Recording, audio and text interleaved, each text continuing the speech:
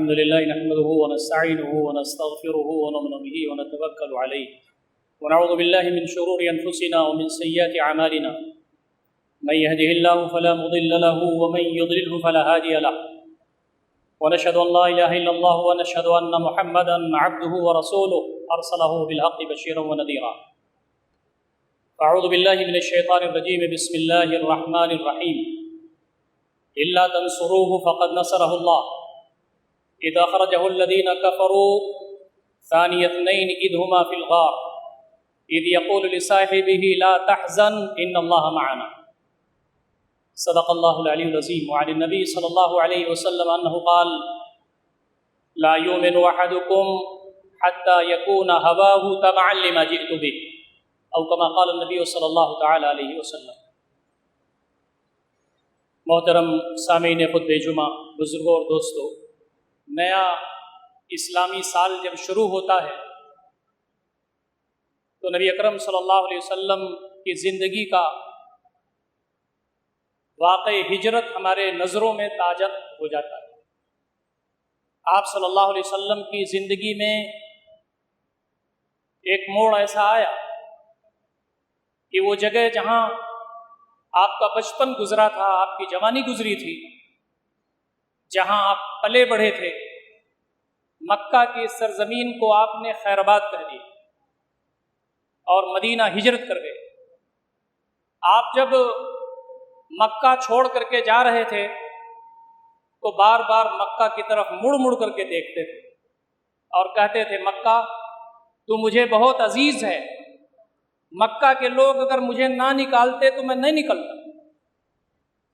نبی اکرم صلی اللہ علیہ وسلم کے سفر ہجرت میں ہم تمام کے لیے بہت سارے تربیتی پہلو، چند کا تذکرہ آج میں آپ کے سامنے کروں. نبی اکرم صلی اللہ علیہ وسلم کا جو یہ ہجرت کا واقعہ ہے اور آپ کے ساتھ آپ کے جانثار صحابہ رضوان اللہ تعالی علیہم اجمعین نے ہجرت کی، تو سب سے ابھری ہوئی شکل جو سامنے آتی ہے وہ اللہ رب العزت کی ذات گرامی پر یقین. ایمان تو سب کو ہوتا ہے، لیکن ایمان یقین کی سرحدوں میں داخل ہو جائے یہ ایمان کی معراج ہے، ایمان کا عروج ہے. نبی اکرم صلی اللہ علیہ وسلم کو کیا پوچھنا، آپ تو اللہ رب العزت کے نبی تھے، اللہ رب العزت کا فضل خاص تھا آپ کے اوپر، لیکن آپ کے جو صحابہ تھے ان کے دلوں کے اندر ایمان یقین کی حد تک تھا. اور جب بندہ اپنے رب پر ایمان لاتا ہے یقین کی حد تک کہ جو کچھ ہے میرا رب ہے، اور اس کے راستے میں جب بھی حکم ہو مجھے اپنی ساری جو صلاحیت ہیں اس کو لگا دینا چاہیے، میرے پاس اللہ رب العزت کی جو بھی امانتیں ہیں سب اس کے راستے میں نچھاور کر دینی چاہیے، تو بندے کے اندر پھر صبر کی کیفیت پیدا ہو جاتی ہے، جماؤں کی کیفیت پیدا ہو جاتی ہے. قرآن کہتا ہے فاصبر ان وعد اللہ حق. اے اللہ کے نبی صلی اللہ علیہ وسلم جم جائیے ہمارے راستے میں، اپنے موقف پر ڈٹے رہیے چاہے جتنی آزمائشیں آئیں، اس لیے کہ اللہ رب العزت کو وعدہ برحق ہے. آپ کو اللہ رب العزت ضائع نہیں ہونے دے گا. آزماتا تو ہے اپنے بندوں کو، لیکن آزمائش کے ذریعے اللہ رب العزت ان کے رتبے کو بلند کرتا ہے. ہم یہ دیکھتے ہیں کہ جب اللہ رب العزت پر آدمی ایمان لاتا ہے، اس پر یقین کرتا ہے، اس کے راستے میں جمتا ہے، تو اللہ رب العزت کے راستے میں قربانیاں پیش کرنی پڑتی. یہ سفر ہجرت قربانیوں ہی سے تو عبارت ہے. لوگوں نے اپنے گھر چھوڑے، نخلستان کو خیر آباد کیا، اپنی بیویوں کو چھوڑا، اپنے بچوں کو چھوڑا، سب کو چھوڑ کر کے اللہ رب العزت کے حکم پر انہوں نے ہجرت کر دی. آج ہم سوچیں کیا ہمارے اندر اسی طرح کا ایمان ہے، ویسی طرح کا یقین ہے؟ کیا ہمارے اندر اللہ رب العزت کے راستے میں جمنے، اپنے موقع پر اٹل رہنے کی کیفیت موجود ہے؟ کیا اللہ رب العزت کے راستے میں اگر قربانی کا موقع آ جائے تو کیا قربانی دے سکیں گے ہم؟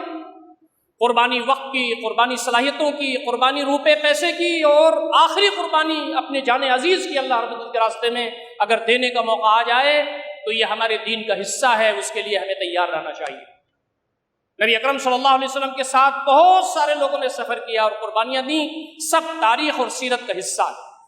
ایک صحابی تھے، ان کا نام تھا صہیب رومی رضی اللہ تعالیٰ عنہ. آپ نے اپنا مال اکٹھا کر رکھا تھا. بعض روایتوں میں آتا تھا کہ تلوار بنانے کے ماہر تھے. انہوں نے پیسے اکٹھا کیے اپنی محنت اور مشقت سے، اپنی کوشش سے، اپنی تجارت سے. سامان سب لاد کر کے وہ لے جا رہے تھے۔ مشرکین نے پکڑ لیا اور کہا کہ تم کہاں جا رہے ہو؟ کمایا ہمارے پاس، پراپرٹی ہمارے پاس بنائی، سب لے کر کے مدینہ جا رہے ہو؟ وہ تیار تھے تیر چلانے کے لیے، وہ تیار تھے اپنی جان کو شہادت کے درجے پہ لے جانے کے لیے۔ انہوں نے کہا میں مر جاؤں گا لیکن ان کے سامنے سرنڈر نہیں کروں گا۔ تو انہوں نے کہا اچھا اگر میں اپنا مال تم کو دے دوں تو کیا تم میرا راستہ چھوڑ دو گے؟ انہوں نے کہا ہاں۔ تو کہا یہ میرے اونٹ پر جو مال موجود ہے، اس کے علاوہ ڈھیر سارا مال مکہ میں فلاں جگہ پر میں نے رکھ رکھا ہے، جا کر کے لے لو۔ راستہ انہوں نے چھوڑ دیا، نبی اکرم صلی اللہ علیہ وسلم کے بتائے ہوئے راستے پر وہ ہجرت کر گئے۔ نبی اکرم صلی اللہ علیہ وسلم کو وحی ہو جاتی ہے، آپ اندازہ کیجئے تقریباً 400 کلومیٹر کا سفر مکہ اور مدینہ کا، نبی اکرم صلی اللہ علیہ وسلم کو وحی ہو جاتی ہے۔ وَمِنَ النَّاسِ مَن يَشْرِي نَفْسَهُ ابْتِغَاءَ مَرْضَاتِ اللَّهِ وَاللَّهُ رَءُوفٌ بِالْعِبَادِ۔ اللہ تعالیٰ کے کتنے بندے ایسے ہیں جو اپنی جانوں کا سودا کر لیتے ہیں اللہ تعالیٰ کو خوش کرنے کے لیے، اور اللہ رب العزت تو اپنے بندوں سے واقف۔ نبی اکرم صلی اللہ علیہ وسلم کی جب ملاقات حضرت صہیب رومی سے ہوئی تو آپ نے فرمایا ربح البیع ابا یحییٰ، ابو یحییٰ تم نے جو سودا کیا ہے بہت خوب سودا کیا ہے، بڑا فائدے کا سودا کیا ہے۔ حضرت صہیب کی آنکھوں میں آنسو آ گئے۔ یہ جو سفر ہجرت ہے ہمارے لیے گونا گو سفر رکھتا ہے۔ بندے مومن اللہ رب العزت کا اس زمین پر فوجی ہے، کھانا کھانے کے لیے، بیوی بچے پیدا کرنے کے لیے، محلات بنانے کے لیے، بینک بیلنس کرنے کے لیے، دنیا میں تعیش کی زندگی گزارنے کے لیے وہ نہیں آیا۔ وہ تو آیا ہے ساری چیزوں کو اللہ رب العزت کی امانت سمجھتے ہوئے اپنی ذمہ داری ادا کرنے کے لیے، اس لیے کہ اِنَّكَ كَادِحٌ إِلَىٰ رَبِّكَ كَدْحًا فَمُلَاقِيهُ، اے انسان تو اپنے رب کی طرف کشا کشا جا رہا ہے، ایک دن تیری ملاقات اس سے ہو جائے گی۔ سینس آف رسپانسبلٹی کے ساتھ ہم اس زمین پر رہتے ہیں اور اللہ رب العزت کی ساری نعمتوں سے فائدہ اٹھاتے ہیں، اس لیے ثُمَّ لَتُسْأَلُنَّ يَوْمَئِذٍ عَنِ النَّعِيمِ، تم ساری نعمتوں کے بارے میں تم اللہ رب العزت کے ہاں تم سے باز پرس ہونے والی۔ نبی اکرم صلی اللہ علیہ وسلم کی زندگی سے ایک بڑی چیز جو ہم کو ملتی ہے وہ یہ کہ اسباب اختیار کرنا۔ یہ زمین اسباب کی ہے۔ اللہ تعالیٰ کے نبی دعا کر دیتے، مشرکین کے سارے عزائم خاک میں مل جاتے۔ نبی اکرم صلی اللہ علیہ وسلم دعا کر دیتے، سارے لوگ ہنس نہس ہو جاتے، تہو بالا ہو جاتے، آپ صلی اللہ علیہ وسلم کے لیے راستہ بالکل ہموار ہو جاتا، آپ کو بلکہ ہجرت ہی نہیں کرنی پڑتی۔ لیکن فرمایا اللہ کے نبی صلی اللہ علیہ وسلم آپ رہتی دنیا تک کے پیغمبر ہیں، آپ پر پیغمبری ختم ہو رہی ہے، آپ پر قیادت اور سیادت ختم ہو رہی ہے، آپ پوری دنیا کے لیے اسوہ اور قدوہ ہیں، لقد کان لکم فی رسول اللہ اسوۃ حسنہ، تو آپ کی زندگی اسباب اختیار کرنے کی بھی ہوگی۔ اللہ تعالیٰ پر توکل سے پہلے، اللہ تعالیٰ پر بھروسہ کرنے سے پہلے آپ کو اسباب تلاش کرنے ہیں۔ اللہ تعالیٰ نے عقل دیا ہے، دل و دماغ دیا ہے، ہاتھ پیر کی صلاحیتیں دی ہیں، گرد و پیش میں نعمتیں دی ہیں، سب کو استعمال کر کے اللہ رب العزت کے راستے میں لگانے کی کیفیت جو نبی اکرم صلی اللہ علیہ وسلم کے سفر ہجرت سے ملتی ہے عظیم الشان۔ آپ دیکھیں آپ نے 2 اونٹ تیار کیے، حضرت ابو بکر رضی اللہ تعالیٰ عنہ کے پاس آئے اور کہا کہ دیکھو ہجرت کا اعلان ہو گیا ہے۔ ابو بکر خوش ہو گئے، انہوں نے کہا اللہ کے نبی صلی اللہ علیہ وسلم میں نے 2 جانور تیار کر رکھے ہیں۔ آپ نے فرمایا ایک تو آپ کا ہے لیکن دوسرے کی قیمت آپ کو لینی ہوگی۔ کیا عظیم معاملہ ہے کہ نبی اکرم صلی اللہ علیہ وسلم فرماتے ہیں کہ دوسرا جو جانور تم نے تیار کیا ہے میرے لیے اس کی قیمت لینی ہوگی۔ اور پھر ایک ایسا شخص جو مکہ سے مدینہ تک کا جو راستہ تھا اس سے واقف تھا، جس کا نام عبداللہ بن اریقیط تھا، جو مشرک تھا، نبی اکرم صلی اللہ علیہ وسلم نے راستے میں رہنمائی اس سے حاصل فرمائی، راستے کا جاننے کا ماہر تھا۔ دونوں جانور اس کو دیے گئے کہ تیسرے دن تم فلاں جگہ آ جانا اور پھر سفر وہاں سے شروع ہوگا۔ یہ جو پورا سفر تھا اس کو سیکرٹ رکھا گیا، جتنے بھی اسباب زندگی ہو سکتے تھے، جتنی بھی وسائل ہو سکتے تھے، سب کو استعمال کیا گیا۔ اور ہم یہ جانتے ہیں کہ خواتین جو ہماری ہیں، خواتین جنت ہماری جو صحابیات ہیں، اور اس میں بھی 2 صحابیات کا جو چہرہ ہے وہ ابھر کر کے سامنے آتا ہے سفر ہجرت میں، منصوبہ بندی میں، وسائل کے استعمال میں، نبی رحمت صلی اللہ علیہ وسلم کے تعاون میں، وہ ہیں حضرت اسماء بنت ابی بکر رضی اللہ تعالیٰ عنہ۔ انہوں نے پورے سفر ہجرت کو مینج کیا۔ حضرت عائشہ رضی اللہ تعالیٰ عنہ جو چھوٹی بہن ہیں وہ ابھی چھوٹی تھیں، لیکن کھانا بنانے میں، معاملات کو حل کرنے میں، طے کرنے میں ان کا تعاون کرتی تھی۔ پورا مکہ میں کیا ہو رہا ہے وہ خبریں لینا۔ حضرت عبد الرحمن جو بھائی ہیں چھوٹے، ان کا کام یہ تھا کہ مشرکین مکہ جگہ جگہ کیا نشستیں کر رہے ہیں وہاں جا کر کے بیٹھو اور ان کی خبر لے کر کے آؤ۔ आमिर बिन फुहैरा जो बकरियां चराता था हजरत अबू बकर सिद्दीक रज़ी अल्लाह तआला अन्हु की, उसका काम यह था कि वो उन रास्तों पर जाकर के कदमों के निशानात मिटा भी दे और वहां दूध भी दे दे। ये हजरत अस्मा रज़ी अल्लाह तआला अन्हा, इनके शिकम में 7 माह का बच्चा पल रहा था, लेकिन आप क्या करेंगे, नबी अकरम सल्लल्लाहु अलैहि वसल्लम से मोहब्बत, अपने बाप से मोहब्बत, दीन इस्लाम की खिदमत के लिए जो वारफ्तगी थी उसका, कि कई किलोमीटर पैदल चल करके जाती थी और पहाड़ी चढ़ करके गारे सौर में नबी अकरम सल्लल्लाहु अलैहि वसल्लम अपने बाप हजरत अबू बकर से मिलती थी। हमारी खवातीन के लिए सबक यह है कि हमारी खवातीन के अंदर जज्बे तकवा, जज्बे खिदमत खल्क और जज्बे जिहाद इस अंदाज से पढ़ना चाहिए कि उनके लिए तो जिहाद फर्ज नहीं है, लेकिन जिहाद के रास्ते में मर्दों को तैयार करना, जिहाद के रास्ते में अल्लाह रब्बुल इज्जत के बंदों को तैयार करना, जिहाद के रास्ते में अपने दिल के रगों के अंदर जो गहराई के साथ दुआएं हैं वो करना, ये सब साबित है। हजरत उम्मे अम्मारा को आप क्या कहेंगे, जो नबी अकरम सल्लल्लाहु अलैहि वसल्लम के साथ उन्होंने ग़ज़वे वहद में तलवार चलाई है, और बाज़ रिवायतों में आता है कि दोनों हाथों से उन्होंने तलवार चलाई है। औरतों पर तलवार चलाना, जिहाद करना, मैदान जिहाद में जाकर के लड़ना फर्ज नहीं है, लेकिन शौक की बात, ज़ौक़ की बात, अल्लाह रब्बुल इज्जत के दीन के लिए जज्बा कि मेरा काम, मेरा चलना फिरना, मेरी बच्चों की परवरिश, मेरे घर के काम अंजाम देना, मैं घर को ऐसा संभाल लूँ कि मेरे जो मर्द हैं वो फारिग हो जाएं। अस्मा बिन्त यजीद अंसारी रज़ी अल्लाह तआला अन्हा नबी अकरम सल्लल्लाहु अलैहि वसल्लम की बारगाह में आती हैं और कहती हैं, अल्लाह के नबी सल्लल्लाहु अलैहि वसल्लम, हमारे जो मर्द हैं वो आपके साथ रहते हैं, काम करते हैं, गज़वात में जाते हैं, सारा सवाब तो वो ले जाते हैं, हम तो उनके घरों में बैठ करके उनके बच्चों को पालते हैं, उनको घरों की हिफाजत करते हैं, हमारा क्या होगा। नबी अकरम सल्लल्लाहु अलैहि वसल्लम के सामने इतनी खूबसूरत बात की गई थी कि आपने सहाबा से कहा कि ए सहाबा, तुमने किसी औरत से इतनी अच्छी गुफ्तगू कभी सुनी है। सहाबा ने कहा, अल्लाह के नबी सल्लल्लाहु अलैहि वसल्लम, किसी औरत से हमने इतनी सलीस, इतनी अच्छे उसलूब की गुफ्तगू नहीं सुनी। आपने फरमाया, अस्मा, जा करके खवातीन को ये खुशखबरी दे दो कि उनके मर्द दीन इस्लाम के रास्ते में जितना भी काम करेंगे और उनका ताउन पीछे से उनको हासिल होगा, तो उनके मर्दों को जितना सवाब मिलेगा उतना ही सवाब उनके खवातीन को मिलेगा। हमारी सीरत निगार जो हमारे रावी हैं वो ये कहते हैं कि उस दिन खवातीन ने खुशी का दिन मनाया।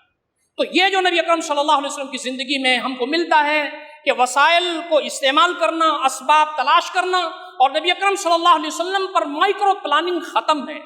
आप मनसूबा बंदी के माहिर थे, आप मनसूबा बंदी करते थे, वसाइल फराहम करते थे, अच्छे लोगों के हाथों में उस चीज़ को देते थे तो रिजल्ट 500%, 1000%, 1500% निकलता था। नौजुबिल्लाह, आपने कभी भी इसको दूसरे सेंस में आप ना लें, नबी सल्लल्लाहु अलैहि वसल्लम ने कोई भी काबिल जिक्र काम अपनी पूरी जिंदगी में ऐसा नहीं किया जो महज सवाब के लिए रहा हो। सवाब के लिए भी ये था, आउटपुट के लिए भी था, नतीजे के लिए भी था। आपकी पूरी जिंदगी उससे इबारत है, हमें सबक इससे मिलता है। नबी अकरम सल्लल्लाहु अलैहि वसल्लम ने तवक्कुल की कैफियत अपनाई। जब असबाब तलाश कर लिए तो आपने कहा, मेरे मालिक अब तेरे हवाले है ये मामला, तो आप पर भरोसा किया। घर घेरे हुए हैं, नबी अकरम सल्लल्लाहु अलैहि वसल्लम को हुक्म होता है, जब तवक्कुल आदमी करता है तो उसके अंदर शुजाअत पैदा होती है, जुर्रत पैदा होती है, हिम्मत पैदा होती है। आपने खाक उठाई, चेहरों पर डालते हुए निकल गए। और जब हजरत अबू बकर ने कहा कि हम तो पकड़ लिए गए, गार के दहाने पर लोग आ गए हैं, तो आपने फरमाया, ला तहज़न इन्नल्लाह माना, अल्लाह रब्बुल इज्जत हमारे साथ है, गम करने की जरूरत नहीं है। तो ये जो तवक्कुल की कैफियत है, अल्लाह रब्बुल इज्जत की अजीम सिफत है, उन बंदों को मैसर होती है जो अपने रब से ज्यादा उनका ताल्लुक मजबूत होता है, उसकी तरफ आजिज़ी, इनकिसारी, तज़वाज़ो, अल्लाह रब्बुल इज्जत की तरफ इनाबत जिनके अंदर ज्यादा होती है, उनको ये मिलती है। आखिरी बात जो मैं आपके सामने अर्ज कर सकता हूँ इस वक्त वो ये है कि नबी अकरम सल्लल्लाहु अलैहि वसल्लम जब मदीना पहुंचे, ये कहिए कि सहाबे कराम लुटे पिटे पहुंचे, तो नबी अकरम सल्लल्लाहु अलैहि वसल्लम ने सबसे बड़ा काम जो किया वो मुवाक़ात किया। ये जो मदीना के लोग हैं, हमारे भाई जिनको अंसारी कहा जा रहा है, अंसार, और ये जो मुहाजिर आ रहे हैं, तो एक मुहाजिर एक अंसारी का भाई। नबी अकरम सल्लल्लाहु अलैहि वसल्लम ने बाहम भाई भाई बनाया। पूरी दुनिया में इसकी मिसाल नहीं मिलती। रिफ्यूजीज कैंप्स पूरी दुनिया में मिलते हैं, लंगर लगता है, लोग खाना खाते हैं, कैंपों में लोग रहते हैं, लेकिन नबी अकरम सल्लल्लाहु अलैहि वसल्लम पर यह खत्म है कि आपने एक मुहाजिर भाई को एक अंसारी भाई का दोस्त और भाई बना दिया और कहा कि तुम इसका ख्याल करना। हजरत अब्दुर्रहमान बिन औफ जो मदीना में बहुत बड़े ताजिर थे, कुछ भी नहीं था उनके पास जब वो मदीना पहुंचे। मक्का में उनकी तिजारत अजीम थी, लेकिन जब वो मदीना पहुंचे तो कुछ भी नहीं था। हजरत साद बिन रबी के भाई बनाए गए। हजरत साद बिन रबी के पास पैसा बहुत था, اللہ کے کرم سے مال بہت تھا. انہوں نے کہا عبد الرحمن بن عوف آپ میرے بھائی بنائے گئے ہیں, یہ جو میرا باغ ہے 2 اس میں سے ایک باغ جس کو آپ پسند کریں لے لیں, میرا گھر اچھا خاصا بڑا ہے, جو پورشن آپ چاہتے ہو اس کو لے لیں, اور سنیے میرے پاس 2 بیویاں ہیں, یہ دونوں بیویاں آپ دیکھ لیں, جس کو آپ پسند کرتے ہیں میں اس کو طلاق دیتا ہوں, اس سے آپ شادی کر لیں. کیا مقام تھا انہوں نے بھائی کا کے ساتھ جو ایثار کیا اور اس کا جو حق ادا کیا, عظیم الشان. لیکن حضرت عبد الرحمن بن عوف نے کہا کہ میرے بھائی آپ کا نخلستان اور آپ کا گھر اور آپ کی بیوی آپ کے بچے سب مبارک ہوں, دلنی علی السوق, مجھے تو بازار کا پتہ بتا دیجیے, میں کریڈٹ کی بنیاد پر, مجھے مدینہ میں تاجر جانتے ہیں, میں تجارت کر لوں گا بغیر کیپٹل کے, بغیر پیسے کے. تو پہلی چیز جو ملتی ہے وہ مواخات. دوسری چیز یہ کہ نبی اکرم صلی اللہ علیہ وسلم نے مدینہ پہنچنے کے بعد جو سب سے بڑا کام کیا وہ مسجد کی تعمیر کی. یہ پوری کائنات وحدہ لا شریک کی ہے.